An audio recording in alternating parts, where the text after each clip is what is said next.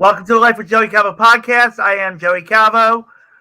We are on YouTube, PhillyCAM TV, as well as WPPM-LP. Check out the website, lifewithjoeycalvo.website, where you can watch previous episodes. You can support the podcast via the GoFundMe account. You can also purchase merchandise as well as purchase live tickets to events that are happening coming up soon that are on the ticker at the bottom of the screen. Today, our guest is Michael Foglietta. And Michael, welcome to the podcast. Thank you for having me, Joey. Appreciate it. It's good to be here. So explain to everybody who Michael is.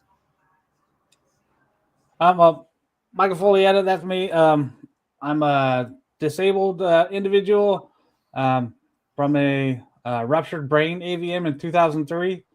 It's basically a jumble of veins that the lining of the veins gets weaker and weaker, and mine exploded on December 10th, 2003. And ever since then, just basically been in recovery. My recovery kind of plateaued around 2008, 2009, somewhere around there. And that's kind of when I understood that the way I am now is the way I'm going to be for the rest of my life. Okay. So, after that, I started kind of testing my abilities to see what I could do, what I couldn't do, and not as job wise, just as personally, because I can't do what I used to do as far as career wise and stuff. So I had to find new interests and new hobbies and stuff like that. And I did that for quite a while. I still do it to some extent, but around 2014, I got married, had a son, no, that's backwards. Had a son, then got married. Moved to Arizona with my now ex-wife. I've been here since 2017, then got divorced in 2018, and I'm still here in Arizona. I was told many, many years ago that I would never work or learn at a high level again. And after my divorce in 2018, after it was finalized in 2019, I said, I'm going to try to go back to school. So I went back to school, started off in community college, and I did pretty good. So I said, okay, I'm going to give the university a shot. So I started at the University of Arizona in 2019, I think. Yeah, 2019, and graduated Magna Cum Laude in 2022. So I kind of proved my doctors wrong on one account that I couldn't learn at a high level again. It was a lot of work. It was not easy at all. Usually I put in 7 days a week, 8, 10, 12 hours a day studying. That's just what I had to do because of all the damage done to my brain and stuff. I have a learning disability and a bunch of other disabilities too. But after I graduated in 2022, I said, okay, I'm going to, try my luck at going back to work. And I had a multitude of jobs testing what abilities work and which ones don't at different jobs. And after kind of a serious injury at work in 2025, I said, okay, working's not going to be my forte here. That's kind of when I decided just to start helping others get through traumatic events. And that's kind of where I'm at now, the coaching and speaking and stuff. And that's where I'm at right now. Okay. All right. So you in 2003, your life changed a lot, and you making the adjustments to being able to go forward in your life, to be able to continue. You had to retrain yourself in a way, and rebuild yourself, and that you were told you'll never be able to work again. And then, you challenged yourself over those years from, 2008 until you graduated, in 2022. So, you put a lot of challenge into yourself, which is great. And then, challenging yourself to actually go back to work again. It didn't, it lasted a little bit, but you got, you made that accomplishment of working again, where, everyone was saying you can't, so, also there's a little more of a background to you that, people would like to know about you. Yeah. Well, my background's kind of in the engineering field. And I graduated high school in 1989, so that kind of dates myself, but we're the same age. I graduated the same year. Okay, good. So don't feel bad on that part. Nope. I'm Gen X. I'm happy and proud about that. Yeah. But I graduated. I didn't really know what I wanted to do with my life, so I just kind of floated around for a little while. Had a few jobs. The funnest job I had was kind of a maintenance job at a engineering firm in California. It was a fun job. I got to blow stuff up and stuff like that. So that didn't happen every day, but it was fun when I got to do that. But I didn't know what I wanted to do, so eventually, when I was 25, I still didn't really know what I wanted, so I decided to join the Navy, and I went in as a submariner, and I was stationed on a fast attack sub out of Groton, Connecticut. Okay. And I was in there for 5 years, and got a lot of good training in there. More of my technical training I got while I was in there, how to fix things, electronics and stuff like that, hydraulics and pneumatics and all the engineering stuff that I like. And then after I got out, I was pretty good at what I did. So I found a job as an electronics technician. I still worked on submarines, and it wasn't the best job in the world. A lot of hours traveling. Kind of a lot of it was grunt work, and it was just a job. It wasn't like a career kind of thing. And then that was 2002. I started there in 2002, and then I worked there until June of 2003. And a guy that I was in the service with on the submarine, he worked for this company in Rhode Island, and he got me an interview with his company that he worked for. And I got the job as a test engineer, which test engineer is just basically a electronics technician, but with a nicer title. And I still did electronics work, and I still worked on submarines. So there's a trend there with submarines, and I knew a lot about them. So the job kind of came pretty easy to me. That was in June of 2003. Then December 10th, 2003 is when my AVM ruptured. So my dream job lasted only 6 months. Wow.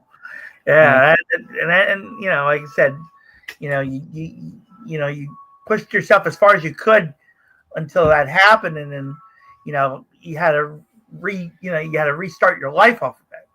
All right. So what we're going to do is we're going to take a very quick break. We have some questions for Michael, and then we're going to see where Michael's going to go in the future. So everybody stand by. Thank you for watching and listening to the Life with Joey Calvo podcast on YouTube, PhillyCAM TV, and WPPM-LP. Stay tuned.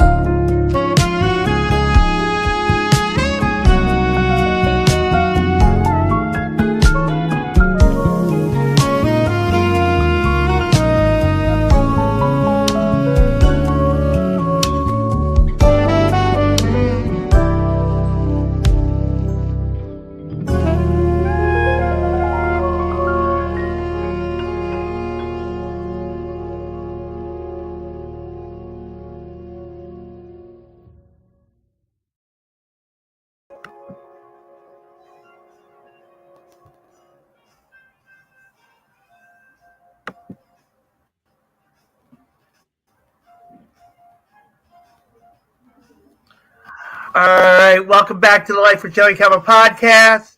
I am Joey Calvo. We are on YouTube, PhillyCAM TV, and WPPM-LP. Our guest today is Michael Foglietta. And so, Michael, we're going to come up to some questions. We have a very special supporter of the podcast. She's a real-life superheroine. Her name is American Fox. Hello. Yep, yeah, I'm here. Yep. And she has some questions for you today. Yeah. And so the first question that she has for you is this. First of all, she thanks you for your service in the Navy. Thank you. And can you share your Navy experience? I know you mentioned it a few minutes ago, but can you repeat it again for those who didn't catch on earlier?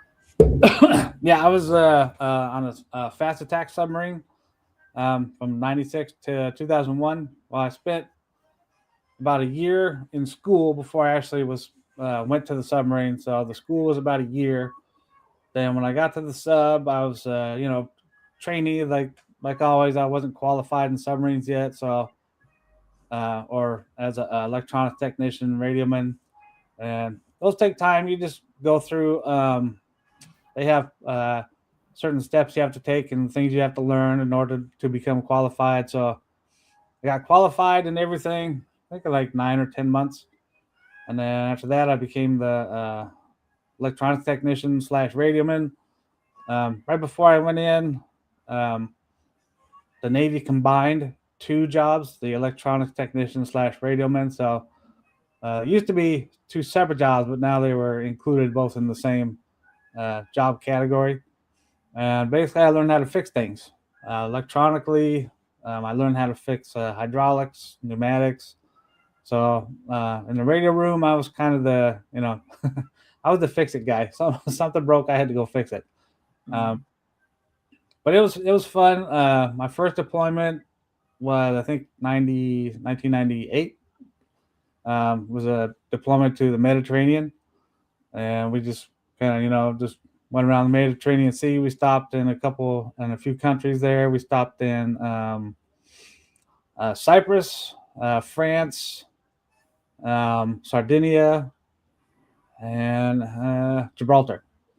And that was about a 3-month deployment, 3 or 4 months. Then in 99, we did what's called a Unitas. It's basically a kind of a PR kind of deployment. I was stationed in Connecticut, but for the deployment, we have to go down to the Panama Canal. We go through the Panama Canal, then go down the Pacific side of South America. Then we went around Cape Horn at the bottom of South America, and then came back up and went back to Connecticut. We stopped in Colombia, Panama, Puerto Rico, Peru, Chile, Brazil, and we stopped in Corpus Christi, Texas. That's the name of my submarine was the USS City of Corpus Christi. So we stopped in Corpus Christi, Texas, for I think like a week, and we'd spend about a week in port, a few days to a week or so. And I got to see a lot of the world, meet new people, experience new cultures and stuff like that. So it was a pretty cool experience. I got to go to see a lot of the historic sites, like in Peru. We went to the Gold Museum. I went snow skiing in Chile. That was actually the last time I was able to go snow skiing. So it's pretty good last trip snow skiing. I can't do that anymore. We stopped in two places in Brazil, Rio de Janeiro, and I think Santiago, and then just went back up and made it back home in 99, and then 99. Then in 2000, we changed home ports to New Hampshire because the submarine went in for an overhaul. That's where they put a whole new reactor in it and stuff like that, and basically put a whole bunch of new stuff on the submarine. So I didn't actually go back to sea from 2000 until I got out in 2001, like a year and a half or so. But Okay. yeah, so New Hampshire was extremely cold. Of course. Yeah, it was freezing. Yeah. But I mean, it was looking back on it, it was a good experience. I learned a lot, met new people, new experiences, new cultures, and stuff like that. And I think that's kind of where my interest in international relations came from. Was that learning, about learning new things about the world, basically. Mm-hmm. All right. All right. So, question number 2 from American Fox Mm-hmm. is, how did you overcome challenges to achieve your success? I just from the beginning, after 2003, my doctors originally said I'd be back to work in about 3 months.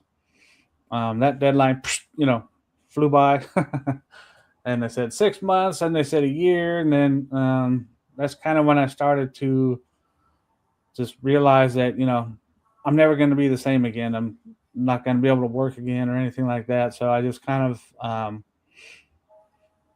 of resigned myself to that. Basically, it was there was no single moment. It was just over time. After I stopped having to use the wheelchair and the cane and stuff, and I could finally start going out in public. Because at first my neck was like this. I couldn't move my head at all. Oh, yeah. Kind of looked like Frankenstein or something. Yeah. And over time, I just kept kind of testing my abilities, see what I could do, what I can't do. Learning about my new self, my new body, and my new brain. And I think the first kind of physical thing I did was I tried to make surfboards. I don't know why. I'm from Southern California, so that I might have something to do with it, but I just tried it. It was something I've never done before, so I said, okay, I'll try it. I wasn't very good at it. I made a few, but I tried those kinds of things. I like fixing things, making things, and building things, and that's kind of why I gravitate towards that. And then after that, I built a boat, not from scratch, but pretty close, and that took me a couple years. But it was fun to work on. I couldn't work on it every day. My body has limitations, and I was still learning those limitations at that time. And I still have those limitations to this day. Like yesterday, I went out. I was doing some yard work, and after that, I came in. I was pretty much dead. Oh. I just laid down the rest of the day and didn't do anything. It was, but it's fine. I mean, I'm used to that kind of thing, so it doesn't bug me. Right. Does it suck? Yeah, but it doesn't bug me. Okay. Like it used to. Okay. All right. So, question number 3 from American Fox is, how has your writing helped neurodivergent individuals? Well, the writing is it's written in a way to help with cognitive burnout, and we all get mentally tired if we have if we're at work all day and it's a heavy day at work. You get home and you're like mentally tired and something like that. And what I try to do is but especially for the neurodivergent mind, is take things from your brain and put it outside of your brain, so your brain doesn't have to deal with it. It's less pressure on your brain. If you put, like, you have 4 doctor's appointments in one day, you don't have that in your brain. You have it in your calendar, so you don't have to remember it. And that's pretty much what it's all about, is taking away some of the burden from the brain. And I know that's what I had a long time ago, because there's just so much going on with your brain, trying to learn your new bodies, healing and stuff like that, that is mentally draining, especially neurodivergent people, with like masking and stuff like that. It takes a toll on your brain. So if you're out and about and masking because you don't feel good, you have tremors like stimming or something like that, it helps, so you don't have to do that. You don't have to you don't have to make the other person comfortable when you're talking to them. You just be yourself, basically. And that's kind of what it's mostly about, is taking pressure off of your brain, because your brain has a daily battery. And for neurodivergent people, that battery might run out by 12 o'clock. And then what are you going to do the rest of the day? You have to go and recharge the battery somewhere, or do something to recharge the battery. So what I'm trying to do is lessen that effect on our brain battery. Okay. And a lot of it is being honest with yourself. That's what kind of the journals do, is it's for honesty with yourself. I know, at least from my experience, when I was going through therapy, you don't really tell the therapist everything. You kind of fib about it, You're not 100% honest with yourself and with a therapist. So the journals are basically something that you can be honest with yourself and whoever reads them, so you can recover and heal the best way possible. Because when you lie to yourself, you're lying to everybody else. It's not conducive to healing and recovery. Okay. All right. So, and thank you, American Fox, for the questions as always. So, what's next for Michael? Right now, I'm trying to get into the coaching and speaking sphere kind of things, so I can try to help more people than just with the journals and my writing. I want to kind of bring a message that there's hope, and even though when your life changes like mine did, you're gonna end up happy. You're not gonna end up huddled up in a little ball in a fetal position on your couch every day. Okay. I know that's what I mean. I would prefer to do that, but it's not living. That's just being a lump on a couch. Yeah. And I don't like doing that myself. I mean, I have to do it sometimes, but when I don't have to do it, I'm usually doing something. Okay. And that's kind of the message that I want to get out, is it's okay to feel how you feel, but in order for true healing and recovery, you have to move forward instead of looking backwards. Because a lot of people look backwards in their life and grief and say, well, why me? Why does this have to happen? And what do I do now? That kind of stuff. And my coaching and speaking are kind of geared towards the what do I do now kind of phase. Okay. And how can people reach out to you if they're interested in? My main website is mfoglietta.com. It's just my first initial and my last name. My journals are on Amazon KDP, so all you have to do is search my name. My YouTube channel is mfoglietta1. My TikTok's mfoglietta1. Instagram is mfoglietta, I think. And then Facebook, of course, just my name, Mike.Foglietta. And my website, though, has all the information and the resources for the coaching and the speaking stuff. So, and there's a contact form in there. So that's how to reach out to me. All right. So if anybody's interested in, rebuilding their life, and you think Michael will be able to help you, go to mfoglietta.com and, reach out to him, and maybe he'll be able to help you get forward in your life. Especially if you've been traumatized, especially with, what Michael went through in his life.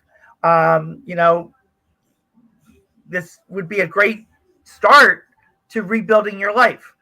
Michael, you're welcome to come back on the podcast at any time. And I thank you so much for being a guest as well. Okay. Yeah, good to be here. Thank you. Yeah. And thank you, everybody, for watching the Life with Joe and Calvo podcast on YouTube, PhillyCAM TV, and WPPM-LP. God bless you all.